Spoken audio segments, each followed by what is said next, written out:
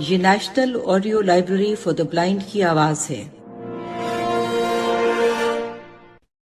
کتاب کا نام 9 لکھی کوٹھی، مصنف علی اکبر ناطق، اور آپ کے لیے پڑھیں گی فرحہ علی۔ باب نمبر 43۔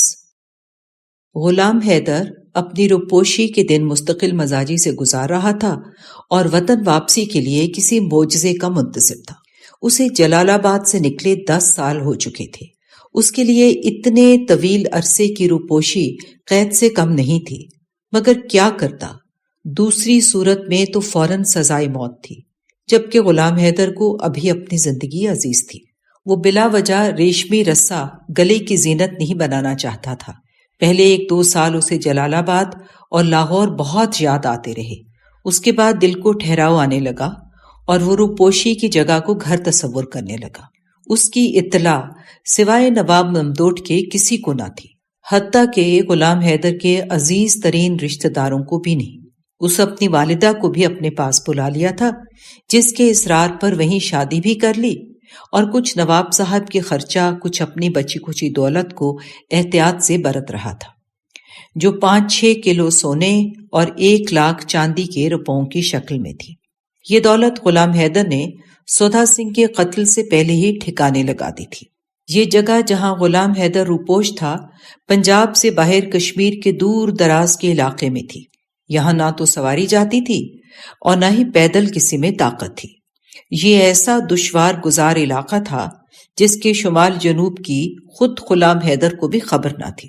اس رستے کو وہ خود اکیلا بھی طے نہ کر سکتا تھا۔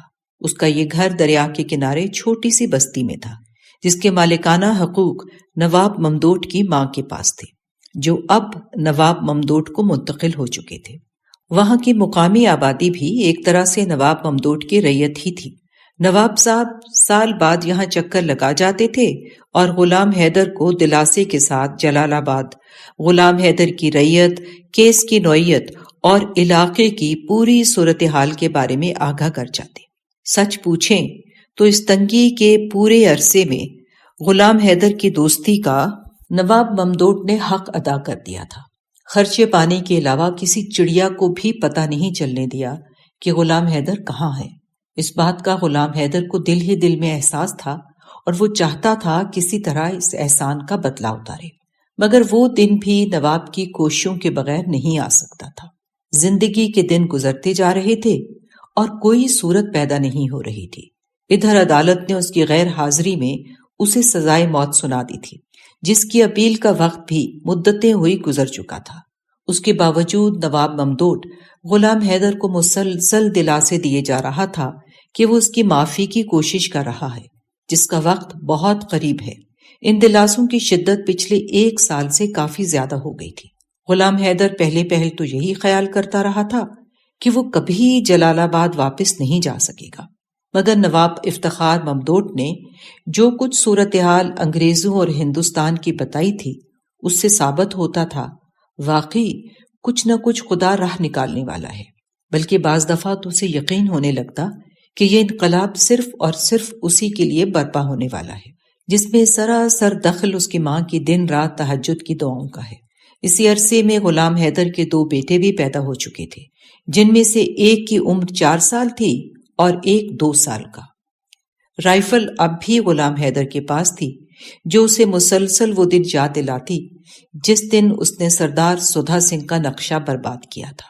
اس واقعے کو یاد کر کے پرسکون سا ہو جاتا، حالانکہ اسے یہ بالکل خبر نہیں تھی کہ امیر سبحانی نے اس کی بہادری پر ایک نہایت دلچسپ کامنٹری تیار کر لی تھی، جسے اس نے جلال آباد اور فیروز پور کے علاوہ دور نزدیک کی دوسری تحصیلوں کے دور دور گاؤں تک بھی پھیلا دیا تھا۔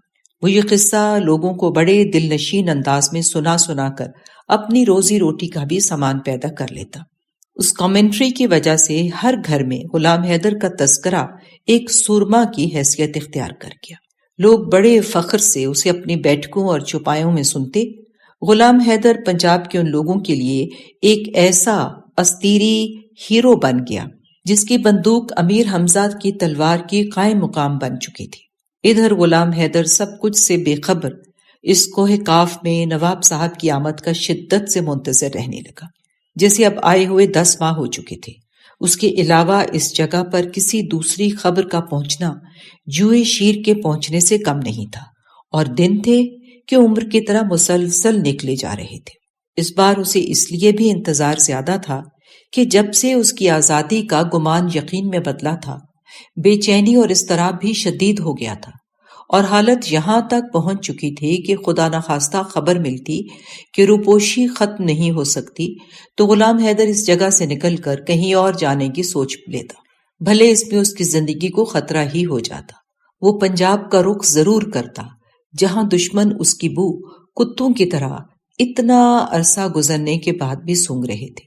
جناح صاحب کو نواب ولاس لاہور میں ٹھہرے 2 روز ہو چکے تھے، اور نواب افتخار صاحب ممدوٹ کی جرت نہیں ہو رہی تھی کہ وہ جناح کے ساتھ اس مسئلے پر بات کرے۔ وہ یہ بھی سوچ رہا تھا اگر اب بھی جناح سے اس معاملے میں بات نہ کی پھر یہ مسئلہ کبھی حل نہ ہو سکے گا۔ یہ ایسا موقع تھا کہ اس معاملے میں تھوڑی سی بھی استقامت پیدا کرے تو کچھ ہی دیر میں سب ٹھیک ہو سکتا تھا۔ چنانچہ آج نواب افتخار نے غلام حیدر کا معاملہ جناح صاحب کے سامنے رکھنے کا فیصلہ کر لیا۔ نواب نے سوچا نتیجہ جو بھی نکلے آج کا دن ضائع نہیں ہونے دے گا۔ انہی خیالوں کے ساتھ اپنے کوٹھی کے وسیع لان میں چہل قدمی میں مصروف تھا۔ دل ہی دل میں وسواس اور خدشوں کو ادھر سے ادھر دھکیل رہا تھا اور سوچ رہا تھا اگر آج ابا جان زندہ ہوتے تو آسانی سے ان کے ذریعے جناح صاحب کو کہلوا دیتا۔ صبح کی سفید روشنی دور تک پھیلی تھی۔ یہ ٹھنڈی روشنی اور سفید صبح کتنی حسین ہو جائے اگر یہ مسئلہ حل ہو جائے۔ جناح صاحب کچھ ہی دیر میں ناشتہ کر کے باہر نکلنے والے تھے۔ اسی انتظار میں وہ آنے والی گھڑیوں کو دیکھ رہا تھا اور اس معاملے میں دل ہی دل میں بدل بدل کر ان سے مکالمہ کرتا، پھر خود ہی جناح صاحب کی طرف سے اپنی باتوں کا جواب دے کر مشق کرنے لگا۔ وہ خوب جانتا تھا جناح صاحب کا معاملہ ذرا ٹیڑھا ہے، اگر ایک دفعہ انہوں نے نہیں میں سر ہلا دیا تو ہر چیز گڑبڑ ہو جائے گی، پھر انہیں قیامت تک قائل نہیں کیا جا سکے گا، لہٰذا بات کرنے میں کہیں جھول نہ رہ جائے اور جواز جس قدر مضبوط بنا لیا جائے بہتر ہے۔ اسی وجہ سے نواب صاحب آج اذان کے وقت ہی اٹھ کر ٹہلنے لگ گئے تھے، اور اب تو دن صاف نکل آیا تھا۔ چنانچہ بات کے ہر پہلو پر غور کرتے ہوئے نواب افتخار اپنے ذہن میں ایک منصوبہ بنا کر تیار ہو چکا تھا اور اب بے چینی سے قائد کے باہر نکلنے کے منتظر تھا۔ یہ سردیوں کے عظیم اور مصروف دن تھے۔ ہلکی ہلکی دھوپ صحن پر پھیلا رہی تھی۔ ایسے محسوس ہو رہا تھا دھوپ نواب کی منصوبہ بندی کو تقویت دینے میں کافی مفید ہوگی۔ سردی میں اس طرح کی دھوپ بات کرنے کے جذبے کو بڑھاوا اور تاثیر دیتی ہے۔ نواب ولاس کے اونچے اور لمبے چھتناروں کے رہائشی پرندے اس ساری کشمکش سے بے نیاز بوڑھے درختوں کی شاخوں پر ادھر سے ادھر پھدکتے اور ان پر چہلے کرتے نظر آ رہے تھے۔ ان کے پروں کے بال دھوپ کی روشنی میں کبھی سنہرے نظر آتے، کبھی دوسرا رنگ اختیار کر لیتے۔ کافی دیر بے چینی سے ٹہلنے کے بعد نواب صحن میں پڑی سندل کی لکڑی کی کرسیوں میں سے ایک پر بیٹھ گیا اور دل میں منصوبے کی چولیں ہر طرح سے ٹھیک بٹھا لیں۔ اسی طرح بیٹھے انہیں 10 منٹ گزر گئے۔ خدا خدا کر کے جناح صاحب باہر آتے دکھائی دیے۔ نواب نے دیکھا ان کی صحت قدموں کا ساتھ نہیں دے رہی تھی، لیکن چال میں ایسی تم تراقی موجود تھی جس کے آگے نواب تو ایک طرف گورنر تک کی شخصیت ماند پڑ جاتی۔ سرمئی رنگ کے انتہائی نفیس اور صاف ستھرے 3 پیس سوٹ میں دبلا پتلا جسم پروقار چال کے ساتھ سامنے آ رہا تھا۔ پاؤں میں سیاہ جوتے ایسے متوازن تسموں سے کسے ہوئے تھے، اتنے چمکدار اور داغ دھبے سے مبرہ تھے کہ ان کی چمک میں کوئی بھی اپنا منہ دیکھ سکتا تھا۔ ایسا نہیں کہ جناح کے جوتے اور سوٹ خاص لندن سے بن کر آتے تھے، اس لیے ان میں اتنی نفاست تھی۔ بہت سے عمرہ اور لیڈر اپنے پہننے کا سامان خاص لندن ہی سے آرڈر پر بنواتے تھے، لیکن ان میں اس طرح کی نفاست کبھی پیدا نہیں ہوئی تھی۔ یہی وجہ تھی ان کے سامنے بڑے سے بڑا فن خوان بھی مروب ہوئے بغیر نہیں رہ سکتا تھا۔ اس کا اندازہ غیر شعوری طور پر نواب ممدوٹ کو بھی تھا۔ جناح سے اس کا تعلق ایک عرصے سے تھا، وہ اس کا لحاظ بھی رکھتے تھے، لیکن اس قربت کے باوجود نواب ممدوٹ کی جرت نہیں تھی وہ جناح سے بے تکلف ہونے کی جسارت کرتا۔ یہ جسارت تو لیاقت علی خان وغیرہ بھی نہیں کر سکتے تھے، اور جنہوں نے کی تھی وہ بر صغیر کے مسلمانوں کی نظر میں اس طرح بے وقار ہو کر رہ گئے گویا ان کا وجود ہی نہ ہو۔ وہ سگار کے ہلکے ہلکے کش لیتے ہوئے کھلے لان کے مرکز کی طرف بڑھ رہے تھے۔ نواب کو ان کی اینک کی شیشوں کے اندر سے پپوٹوں کی جھریاں صاف نظر آ رہی تھیں، جو چہرے کو ان کے نقاہت کے باوجود پرشکو کر رہی تھی۔ جناح کو آتے دیکھ کر نواب فوراً اٹھ کر کھڑا ہو گیا اور نہایت ادب سے ان کے استقبال کو آگے بڑھا۔ لان کافی کھلا اور بڑا تھا، اس لیے نواب کو 8-10 قدم آگے جانا پڑا۔ جناح کے برابر پہنچا تو ہاتھ ملانے کے بجائے واپس ساتھ ساتھ چلنے لگا۔ جناح نے سگار کا دھواں ہوا کی آغوش کو سونپتے ہوئے نہایت آہستگی سے گڈ مارننگ کہا اور بغیر قدم روکے کرسیوں کی طرف بڑھتے چلے گئے۔ چند لمحوں کے بعد جناح نے کرسی پر بیٹھ کر ایک ٹانگ دوسری کے اوپر رکھ لی۔ اس طرح بیٹھنے سے ان کے جوتوں کی چمک میں اور بھی اضافہ ہو گیا، کیونکہ دھوپ دھند اور غبار سے بے عیب تھی اور جوتے گرد سے۔ نواب افتخار ایسے ایک طرف کھڑا ہو گیا جیسے پریشانی کے آثار چہرے سے نظر آ رہے ہوں، لیکن جناح نے نواب کے پریشان چہرے کی طرف کچھ توجہ نہیں دی۔ وہ خاموشی سے سگار پیتے رہے اور چند لمحے اسی طرح گزر گئے۔ نواب افتخار جناح کا منتظر تھا کہ وہ کب پنجاب کی صورتحال پر بات کرے اور یہ سرخ لوہے پر ضرب لگائے۔ پنجاب مسلم لیگ کے لیے سب سے اہم صوبہ تھا، جس میں سکھوں اور ہندوؤں کی بڑی تعداد موجود ہونے کی وجہ سے پیچ در پیچ ہزاروں مسائل تھے۔ ان کو حل کرنے کے لیے جس آدمی کی سب سے زیادہ اہمیت جناح کی نظر میں تھی وہ نواب ہی تھا، لہٰذا یہ سوال ہی پیدا نہیں ہوتا تھا کہ وہ مسلم لیگ کی صورتحال پر بات کرتے ہوئے پنجاب کو نظر انداز کر جائیں اور اس میں نواب کی مشاورت سے گریز کریں۔ کافی دیر خاموش بیٹھے رہنے کے بعد جناح نے آخر سکوت توڑ دیا۔ افتخار، آپ کی طرف سے ابھی تک اپنے علاقے کے بارے میں کوئی صورتحال سامنے نہیں آئی، خاموشی کیوں ہے؟ سر، پنجاب میں ہر طرف حالات مسلم لیگ کے حق میں ہیں، جیسا کہ سب کچھ آپ کے سامنے ہے، لیکن مشرقی پنجاب کے کچھ علاقوں میں پوزیشن ٹھیک نظر نہیں آتی۔ اندیشہ ہے تحصیل جلال آباد، تحصیل مکسر اور تحصیل فیروز پور سے ہم الیکشن ہار جائیں گے۔ مجھے یہی پریشانی اس وقت بھی ہے۔ ایسا کس لیے ہے؟ جناح نے نہایت اطمینان اور بغیر پریشانی کا اظہار کرتے ہوئے پوچھا۔ ان کا یہ رویہ نواب کے بنائے ہوئے منصوبے کے لیے بہتر نہیں تھا۔ فیروز پور کی انتظامیہ کانگریس کے ساتھ مل کر ہمیں شکست سے دوچار کرنا چاہتی ہے۔ نواب نے اب کے اپنے چہرے پر ایک کربناک پریشانی طاری کر لی۔ پورے علاقے میں غیر تحریری طور پر ہمیں جلسے کرنے سے روکا جا رہا ہے۔ عوام پر ایک خفیہ دباؤ موجود ہے۔ کانگریس کچھ سکھ سرداروں کے ساتھ مل کر غنڈہ گردی کر رہی ہے۔ مسلمانوں کو بلا جواز ڈرایا جا رہا ہے۔ یہ عوام غریب غربا بے زمین لوگوں پر مشتمل ہے اور زیادہ تعداد بالواسطہ طور پر سکھ زمینداروں کی رعایا ہے۔ یہ لوگ ووٹ تو مسلم لیگ کو ہی دینا چاہتے ہیں، لیکن ڈر کی وجہ سے ہو سکتا ہے الیکشن کے دن گھروں سے ہی نہ باہر نکلے، بلکہ جو لوگ سکھوں کے مزارے ہیں اگر ان پر دباؤ بڑھ گیا تو وہ ہمارے خلاف بھی ووٹ دے سکتے ہیں۔ اس لحاظ سے ہم مزید مشکلات کا شکار ہو جائیں گے۔ آپ نے پہلے آگاہ نہیں کیا؟ اب جناح نے قدرے بات کو سنجیدہ لیتے ہوئے پوچھا، البتہ چہرے پر پریشانی کے آثار پھر بھی ظاہر نہیں ہونے دیے۔ مگر نواب ایک عرصے کے رفاقت کے بعد سمجھ گیا تھا کہ ان کے اندر ہلچل ہو چکی ہے۔ سر، کچھ فائدہ نہیں تھا، معاملات اور بھی زیادہ خراب ہو جاتے۔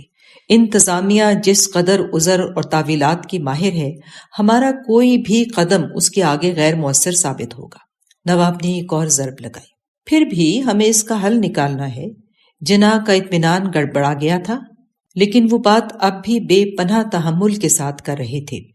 وہاں تمہاری شکست کا مطلب مسلم لیگ کی پنجاب میں شکست ہے۔ ہمارے لوگ بددل ہو جائیں گے۔ فیروز پور میں ہر حالت اپنی پوزیشن بہتر کرو۔ جناح کا یہ جملہ ایسا تھا جو نواب افتخار کے لیے اپنی بات منوانے کی بنیاد فراہم کرتا تھا۔ لہٰذا نواب نے بغیر وقت ضائع کیے، جس کا انتظار وہ کئی مہینوں سے کر رہے تھے، اپنا مدعا سامنے رکھ دیا۔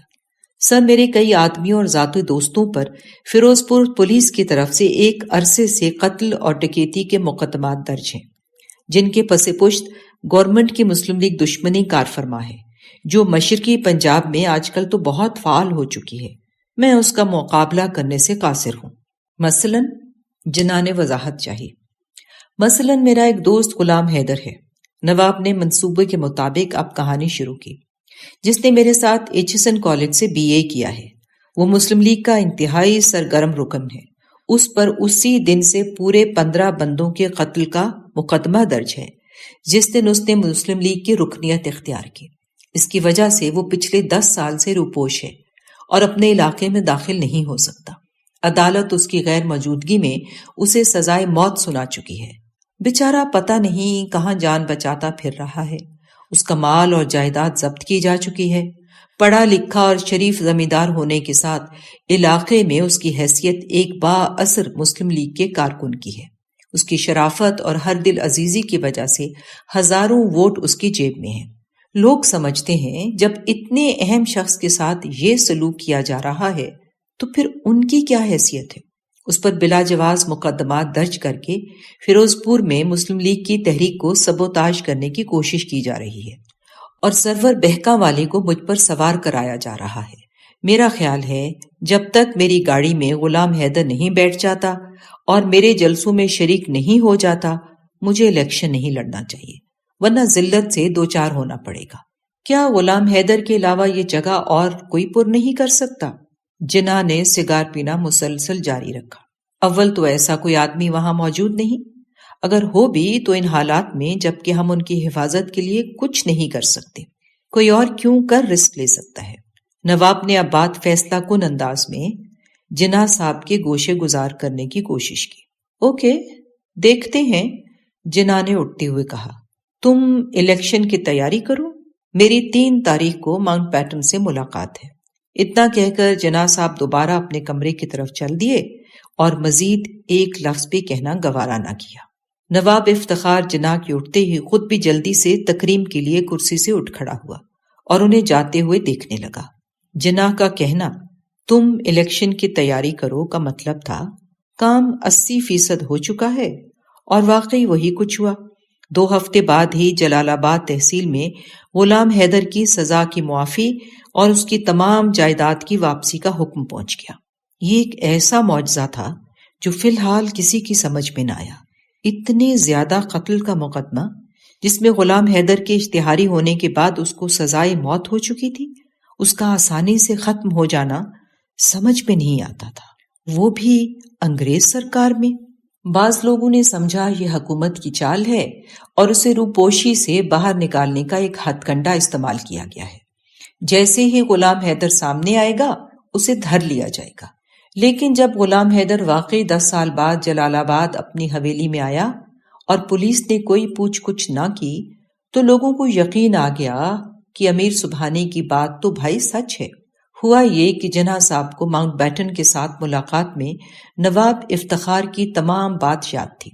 انہوں نے اس تشویش کا اظہار لارڈ صاحب سے کر دیا کہ حکومت پنجاب ان کے خلاف سازش بن رہی ہے۔ اس بات کا لارڈ صاحب نے فوراً انکار کر دیا اور کہا اس کا ثبوت دیں۔ جناح نے نواب افتخار کے حوالے سے غلام حیدر پر مقدمات کا ذکر کر دیا، جس کی تفصیل بعد میں انہوں نے خود معلوم کر لی تھی۔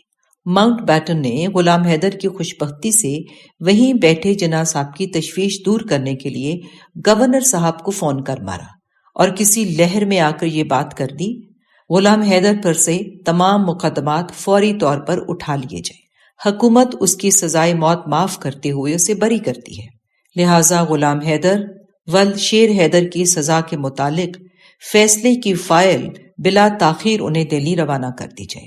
یہ تھی ساری کہانی، جس میں ماؤنٹ بیٹن نے محض جناح صاحب کی غلط فہمی دور کرنے کے لیے اپنی طرف سے یہ چھوٹا سا کام آنن فانن کر دیا۔ غلام حیدر جلال آباد میں کچھ ایسی دھوم دھام سے داخل ہوا کہ اس کے سامنے جلال آباد والوں کی نظر میں نواب افتخار کی اہمیت بہت زیادہ بڑھ گئی۔ سفارش کا یہ قدم شاید جناح صاحب کبھی نہ اٹھاتے، لیکن ان کی نظر میں نواب افتخار کی بھی ایک اہمیت تھی۔ شروع دن سے ہی ممدوٹ خاندان محمد علی جناح کا دست و بازو تھا۔ وہ پنجاب میں سب سے زیادہ اعتبار انہی پر کرتے۔ لاہور آتے تو ممدوٹ ولا کے سوا کہیں قیام نہ فرماتے۔ حتیٰ کہ فاطمہ جناح بھی ان کے ہمراہ ہوتی تو وہ بھی ممدوٹ ولاز میں ٹھہرا کرتی۔ 1906 میں سر شاہ نواز خان ممدوٹ نے پنجاب میں مسلم لیگ کی صدارت سنبھال لی تھی اور مسلم لیگ کو مضبوط و فعال بنانے کی انتھک کوششیں کی اور اپنی دولت خرچ کی۔ یہ انہی کی کاوشیں تھیں کہ قرارداد پاکستان ممدوٹ ولاز کے ڈرائنگ روم میں بیٹھ کر بنائی گئی۔ منٹو پارک کا جلسہ اور اس کی کامیابی بھی سر شاہ نواز خان ممدوٹ کے سر جاتی ہے۔ قائد اعظم محمد علی جناح کو جہاں دشواری پیش آتی، نواب ممدوٹ اپنی تجوری کی چابیاں ان کے حوالے کر دیتے۔ معزز سامعین، جو ریکارڈنگ آپ نے ابھی سماعت فرمائی، اسے national audio library for the blind کی جانب سے پیش کیا گیا ہے۔ ہمارے یوٹیوب چینل کو لائک، سبسکرائب اور شیئر ضرور کیجیے۔ اپنی قیمتی تجاویز اور آراء کے اظہار کے لیے ہمارے کمنٹ سیکشن کا استعمال کیجیے۔ اگر آپ بھی رضاکارانہ طور پر ہمارے اس مشن کا حصہ بننا چاہیں تو ڈسکرپشن میں دیے گئے لنک کے ذریعے ہمارے واٹس ایپ گروپ کو جوائن کیجیے۔ شکریہ۔